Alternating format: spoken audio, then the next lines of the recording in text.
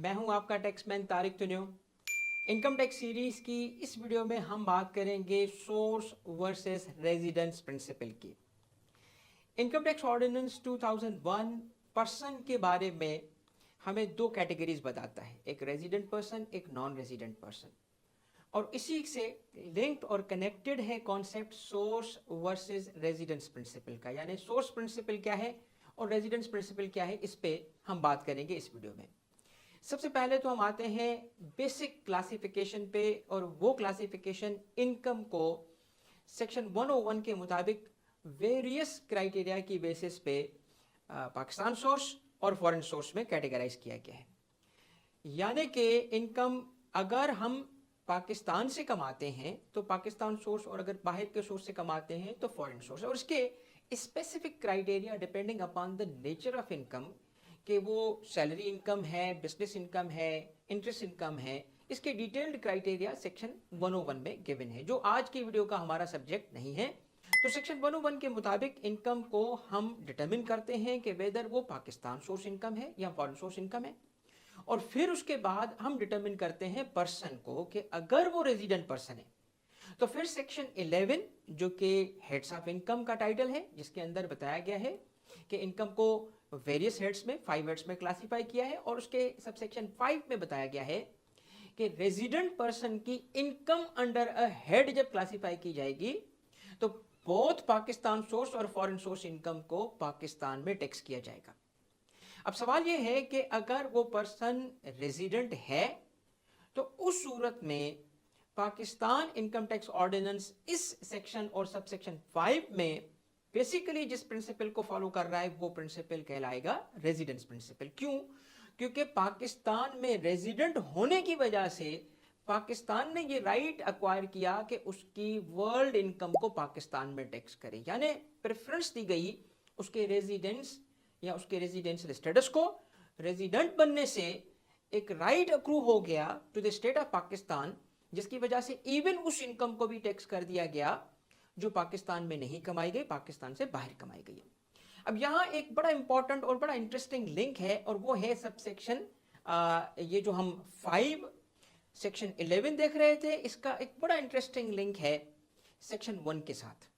Section 1 के अंदर जब हम एक्सटेंट देखते हैं इनकम टैक्स ऑर्डिनेंस का, तो एक्सटेंट सबसेक्शन 2 में बताया गया है, सेक्शन 1 सबसेक्शन 2 में बताया गया है कि this ordinance applies to whole of Pakistan. अब होल ऑफ पाकिस्तान का मतलब है कि जो पाकिस्तान की टेरिटरी है उसके अंदर ये लॉ अप्लाई किया जाता है। तो इन अ वे पाकिस्तान में रेजिडेंट बनने की वजह से एक एक्स्ट्रा टेरिटोरियलिटी का एलिमेंट यहां आ जाता है कि इवन उस इनकम को भी टैक्स कर दिया गया जो पाकिस्तान में नहीं कमाई गई, विच मीन्स के सबसेक्शन 5 के जरिए ना सिर्फ पाकिस्तान में कमाई गई इनकम बट पाकिस्तान से बाहर कमाई गई इनकम को भी पाकिस्तान में टैक्स किया गया है, क्योंकि हम फॉलो कर रहे हैं कौन सा principle? Residence principal.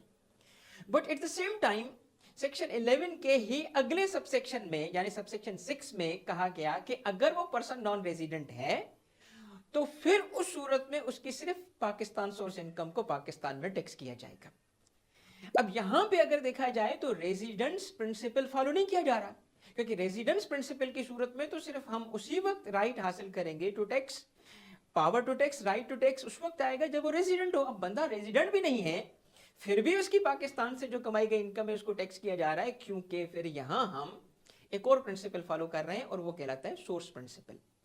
Which means कि हम दोनों प्रिंसिपल्स को फॉलो कर रहे हैं। रेजिडेंस होने की सूरत में हम उसकी वर्ल्ड इनकम को टैक्स कर रहे हैं, और नॉन रेजिडेंट की सूरत में भी हम उसकी पाकिस्तान सोर्स इनकम को टैक्स कर रहे हैं। एक तरफ रेजिडेंस की बेसिस पे वर्ल्ड इनकम टैक्स हो गई और दूसरी तरफ सोर्स प्रिंसिपल की बेसिस पे पाकिस्तान सोर्स इनकम टैक्स हो गई। मगर अब इस तरीके से अगर टैक्सेशन की जाएगी और दुनिया भर में अगर ये सेम तरीका रखा जाएगा जो कि है, तो फिर डबल टैक्सेशन हो जाएगी, और डबल टैक्सेशन की वजह से क्रॉस बॉर्डर ट्रांजैक्शंस होंगी वो डिस्करेज होंगी। क्रॉस बॉर्डर का मतलब है इंटरनेशनल ट्रेड, जिसमें गुड्स की मूवमेंट और लेबर की मूवमेंट डिस्करेज होगी, और जो कि फिर इकोनॉमी को नेगेटिवली इंपैक्ट करेगा। इसी वजह से बेसिकली प्राइमरीली इन दो प्रिंसिपल्स को सेक्शन 11 के सबसेक्शन 5 और 6 में इनश्राइन तो कर लिया गया, मगर फिर साथ में दो ऐसे मेथड्स हैं जिसके थ्रू इकोनॉमी को भी प्रोटेक्ट किया गया। और वो कौन से हैं? वो है avoidance of double taxation treaties के थ्रू। और जिन कंट्रीज के साथ हमारी डबल टैक्सेशन ट्रीटीज नहीं है वहां पे फॉरेन टैक्स क्रेडिट के थ्रू इस डबल टैक्सेशन को खत्म करने की और इसको मिटिगेट करने की कोशिश की गई। जिन कंट्रीज के साथ पाकिस्तान की ट्रीटीज हैं उनकी नंबर इस वक्त 66 है, जिनके साथ हमारी फुल फ्लेज ट्रीटीज है।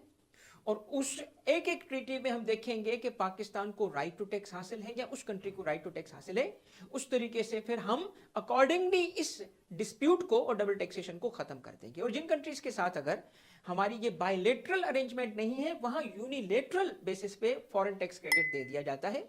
इसका मतलब है कि हम सोर्स और रेजिडेंस प्रिंसिपल तो फॉलो करते हैं, बट उसकी वजह से अगर कहीं डबल टैक्सेशन अराइज हो रही थी तो उसको भी एलिमिनेट किया गया।